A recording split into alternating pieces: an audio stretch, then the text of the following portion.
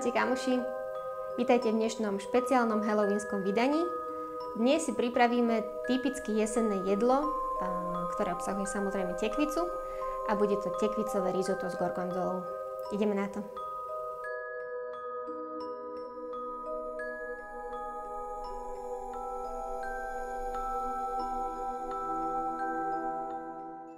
Teraz si predstavíme dnešné ingrediencie. Na prípravu risotta pre 4 osoby potrebujeme v prvom rade zeleninový vývar. Klasický taliansky zeleninový vývar na risotto pripravíme takto. Pripravíme si 3 mrkvičky, zeler, 1 cibuľu, pretože tú druhú použijeme do risotta. Samozrejme na ochutenie soľ a čierne korenie, olivový olej a ja používam aj kúsok syra Grana Padano, ten konček vlastne, čo mi zostane zo syra.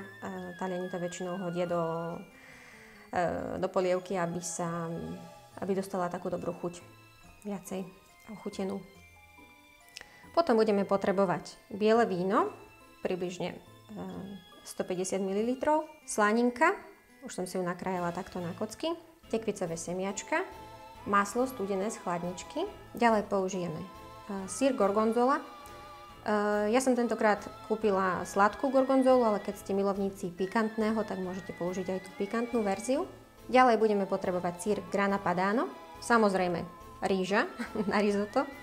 Na dnešné risotto použijeme túto veľmi obľúbenú rýžu, ktorá sa volá Carnaroli, približne 250 gramov pre 4 osoby. A samozrejme najdôležitejšia vec pre naše tekvicové risotto sú tekvice. Použijeme tekvicu Hokkaido. Ja som si pripravila 2 tekvice, pretože jednu uvaríme a dáme ju do risotta a druhú si len vydlabeme, dáme do rúry zapiecť a potom ju použijeme ako servírovací hrniec.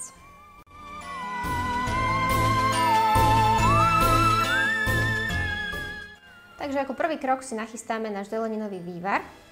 Zoberieme zeler. Nemusíme ho použiť celý, stačí 2-3 kúsky. Odložím si ho tu.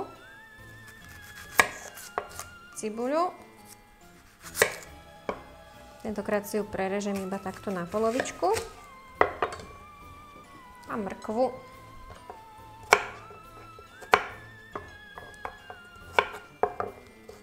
Medzičasom som si už postavila vodu na vývar.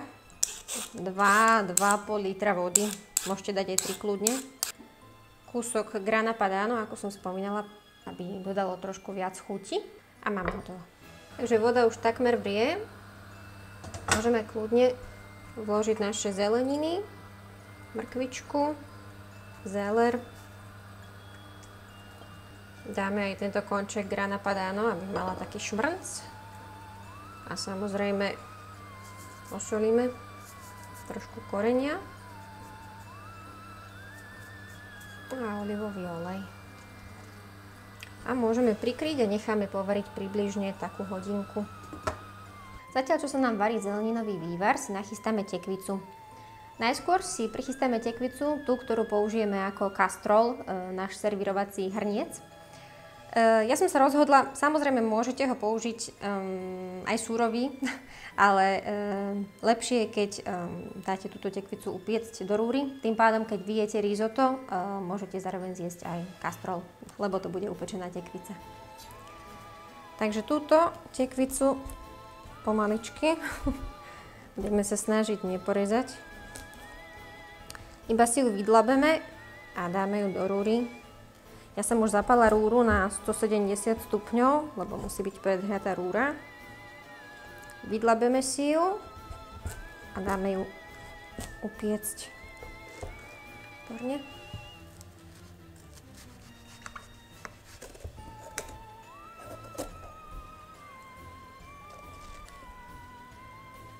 Tak tekvicu máme vyčistenú a teraz môžeme si zobrať pekáčik.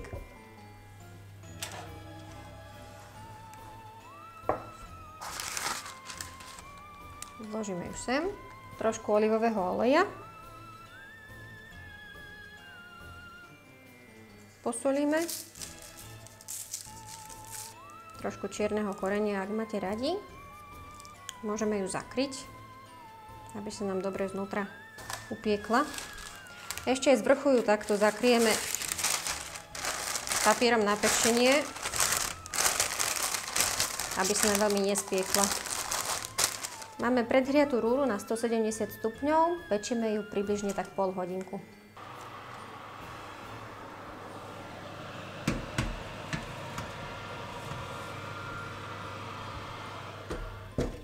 Teraz si očistíme druhú tekvicu, túto si nakrájame úplne na drobné kocky, aby sa nám rýchlejšie uvarila.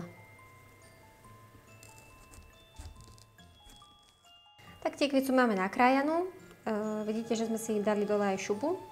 Teraz si ju nakrájame úplne na drobno, na čo najmenšie kocky,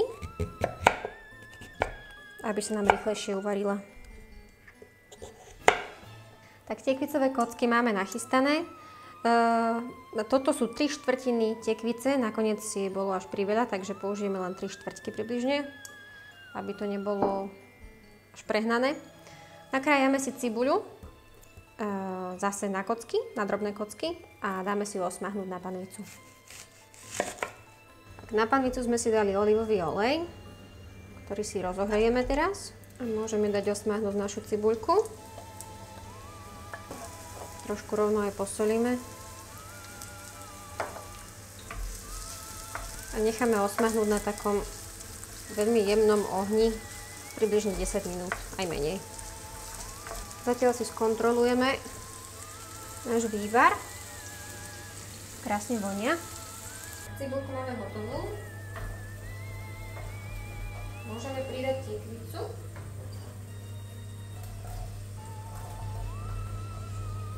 Podlejeme aj trošku vývaru, aby sa nám dobre varila tekvička. Zakrieme pokrievkou a necháme povariť približne 15 minút. Vývar máme hotový a zatiaľ, čo sa nám dusí pomaličky naša tekvica, môžeme si osmahnúť slaninu, ktorú použijeme potom nakoniec pri servírovaní.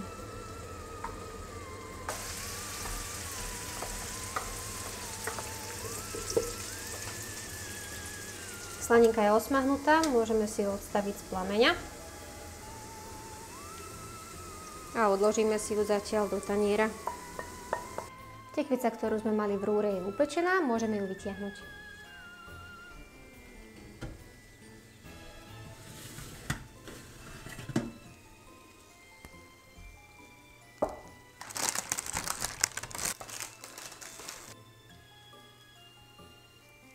Všetky prísady do nášho risota už máme hotové, takže zostáva nám pripraviť už len rýžu.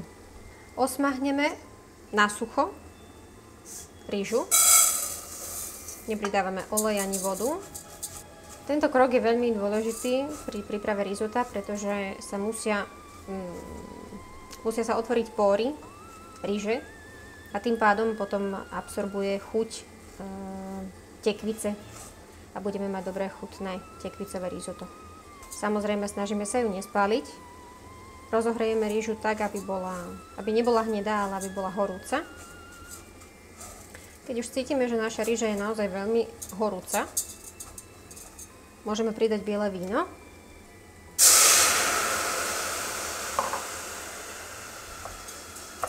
Biele víno pridávame, aby sme dodali trošku takú kyslosť, keďže tekvica je sladká, aby sa nám to trošku dorovnalo. Vidíte, že tekvica je hotová. Odparilo sa nám aj víno z rýže, takže teraz ju môžeme pomaly pridať priamo do tekvice. Dobre zamiešame. Medzi časom, ako ste si všimli, som si preložila vývar na druhú stranu. Musí byť ale stále na slabom plameni, aby nevychladol, musí byť stále teplý. A podlievame si naše risotto vývarom na slabom plameni za občasného miešania. Varíme tak približne 15-20 minút. Skontrolujeme a podlievame, keď treba. Pamätajme si, že rýža nikdy nemôže sa úplne vysušiť, takže keď už vidíme, že tam je málo vody, málo tekutiny, zase pridáme vývar a udržujeme ho veľmi vodové. Lebo práve risotto musí byť skôr taká kašička, než suchá rýža. Dobre premiešame. Tak priatelia, sme približne v polovici, prešlo asi 10 minút. Za stáleho miešania varíme naše risotto v smere hodinových ručičiek. V tomto momente môžeme aj ochutnať. Uvidíme, ako sme na tom. Môžeme pridať trošku soli. Ďalej miešame a samozrejme stále udržujeme naše risotto veľmi vodnaté, takže pridáme zasa dostatok vývaru, aby sa nám nevysušilo. Vývar samozrejme teplý, horúci. Tak, naše risotto má teraz ideálnu konzistenciu a môžeme ho dokončiť. Tak, vypli sme naše risotto, aj keď v tomto bode by sa vám mohlo zdať, že ešte nie je úplne dovarené. Opak je pravdou. Posledný krok pri príprave risotta sa v Taliansku nazýva tzv. Mantecatura. Čiže do každého risotta sa na konci, keď už je vypnuté, pridá studené maslo a parmezán, prípadne grana padano. A týmto spôsobom obdržíme želanú konzistenciu, takú krémovú. Nie rozvarené, ale krémové. Takže ho zamiešame. Počas tohto posledného kroku, ktorý, ako sme povedali, sa nazýva mantecatura, rýža sa, alebo teda risotto sa ešte naďalej varí. Takže na konci tohto procesu budeme mať rýžu dobre uvarenú. Pridáme grana padano. Teraz vidíme, že sa nám už pekne roztopilo aj maslo, aj grana padano a môžeme pridať našu špeciálnu ingredienciu navyše, gorgonzolu. Dáme len asi tak polovičku, stačí nám. Gorgonzola samozrejme sa nepridáva do každého risotta, ale do tohto nášho tekvicového sa veľmi hodí. Dobre premiešame a necháme rozpustiť aj tu. Tak naše risotto je hotové. Teraz si ho naservírujeme do našej špeciálnej misy, alebo ako by sme povedali do kastrola tekvicového.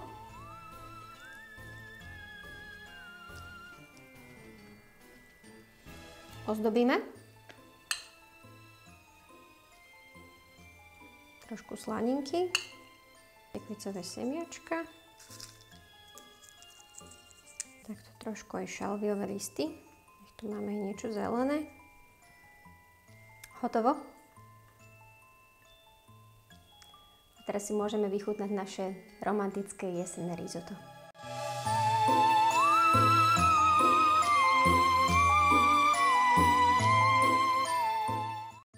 A ochutnáme.